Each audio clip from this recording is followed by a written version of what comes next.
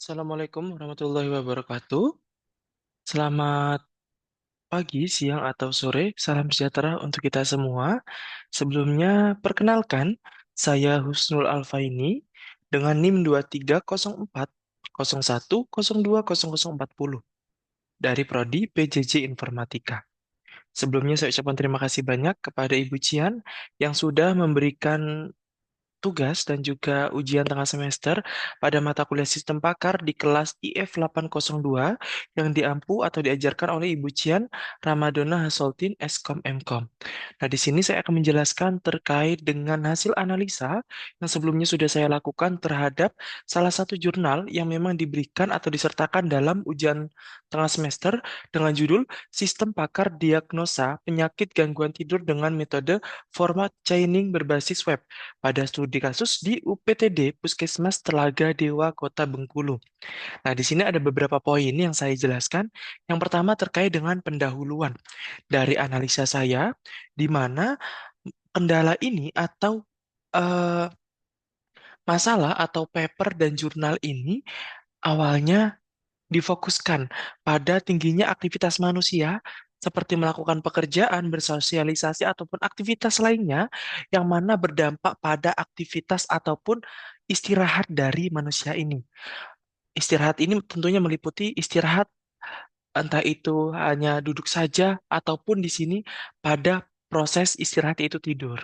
Yang mana memang biasanya tingginya aktivitas yang dilakukan oleh seseorang ini akan mempengaruhi terkait dengan gangguan tidur.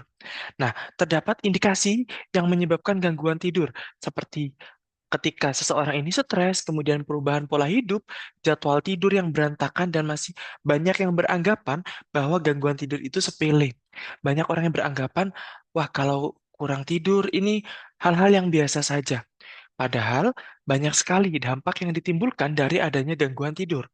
Dengan adanya sistem yang dibuat ini, harapannya menjadi salah satu solusi dalam menangani dan mengenali terkait dengan apa gangguan tidur yang dialami dan apa rekomendasi atau solusi sementara atau solusi awal untuk kendala tersebut. Seperti itu. Nah, dari adanya penelitian ini diharapkan masyarakat dapat dalam proses kesehatan khususnya screening awal dalam proses kendala tidur itu bisa dianalisa dan mendapatkan penanganan lebih awal sebelum nanti lanjut ke bagian yang lebih profesional. Nah, dibuatlah sebuah metode sistem pakar format chaining yang berbasis web untuk mendiagnosa masalah atau gangguan tidur. Nah, tinjauan pustakanya di sini dari penulis ataupun yang melakukan penelitian memiliki beberapa tinjauan pustaka yang dilengkapi dalam jurnal ini.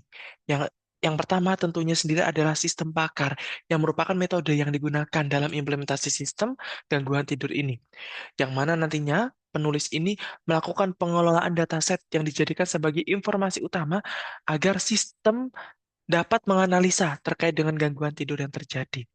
Selanjutnya di sini ada implementasi sistem pakar yang meliputi antarmuka pengguna, basis pengetahuan, akuisisi pengetahuan, mesin inferensi, workplace, fasilitas penjelasan dan perbaikan pengetahuan.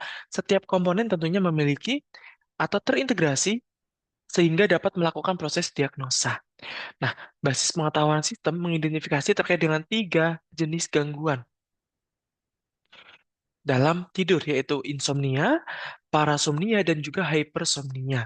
Tentunya ya, memiliki gejala dan solusi yang berbeda-beda sesuai dengan gangguan tidurnya. Kemudian menggunakan metode forward chaining yang merupakan metode yang fokus pada proses pengambilan keputusan dengan pencarian data sesuai dengan data dari kiri ke kanan, yaitu dari fakta terlebih dahulu, dari gejala yang ada, hingga nanti ke kesimpulan akhir atau diagnosanya seperti apa. Kemudian, jurnal ini juga mengangkat terkait dengan apa itu proses tidur, kendala tidurnya apa saja. Tentunya poin-poin ini yang akan dijadikan sebagai data dasar dalam proses analisa gangguan tidur. Kemudian juga memahami siklus tidur seperti apa dan lain sebagainya. Tentunya dalam metode penelitian ini juga atau mohon maaf terkait dengan tinjauan pustaka ini juga menggunakan tools implementasi seperti PHP, MySQL, dan juga SAM. Oke, untuk metodologi penelitiannya, di sini peneliti melakukan penelitian pada studi kasus di UPTD Puskesmas Telaga, Dewa, Kota Bengkulu. Nah, untuk melakukan analisa gangguan tidur secara cepat dan akurat. Nah, di sini juga dari peneliti menggunakan metode waterfall, yang mana metode ini dirasa lebih cocok ketika digunakan untuk melakukan analisa gangguan tidur. Yang mana dalam metode waterfall ini biasanya metodenya secara struktural atau secara runtut dari awal sekali sampai nantinya selesai untuk di sistem yang terakhir. Karena metode waterfall ini berurut ya dari awal pengumpulan data, desain sampai nanti pembangunan sistem dan pengujian. Tidak seperti Agile yang mana bisa berubah sewaktu-waktu. Nah, tentunya dalam proses penelitian, salah satu poin yang penting adalah proses pengumpulan data, yaitu metode observasi, wawancara, dan juga studi pustakanya. Nah, kemudian untuk hasil dan kesimpulan yang didapatkan dari analisa paper ini atau jurnal ini, yaitu yang pertama, dapat mengembangkan sistem gangguan atau sistem yang nantinya bisa mengecek gangguan tidur serta solusinya melewati web https puskesmastelagadewa.com yang menyajikan halaman login, kemudian melakukan konsultasi dan juga hasil konsultasi. Nah, tentunya juga sudah dilakukan proses pengujian dengan menggunakan metode black box, yang mana pengujian ini tidak fokus ke penggunaan atau sistem internalnya, tapi lebih ke pengecekan setiap menunya. Dan setelah dilakukan pengecekan, memang hasilnya sudah cukup optimal sesuai dengan yang didesain, fitur berjalan 100% sesuai dengan sampel yang digunakan. Nah, sistem juga memiliki kelebihan yang mana dapat mudah diakses dan sudah menggunakan website, sehingga tidak perlu melakukan instalasi terlebih dahulu ketika ingin mengakses sistem tersebut. Nah, namun meskipun banyak kelebihannya, tentu ada beberapa poin atau beberapa kekurangan yang masih dimiliki, seperti masih terbatasnya jenis penyakit ataupun dataset yang nantinya digunakan untuk analisa terkait dengan kendala di gangguan tidurnya. Oke, mungkin dari itu terkait dengan penjelasan tadi dari saya cukup. Mohon maaf jika ada salah penjelasan ataupun ada penyampaian yang kurang berkenan. Saya akhiri. Wassalamualaikum warahmatullahi wabarakatuh.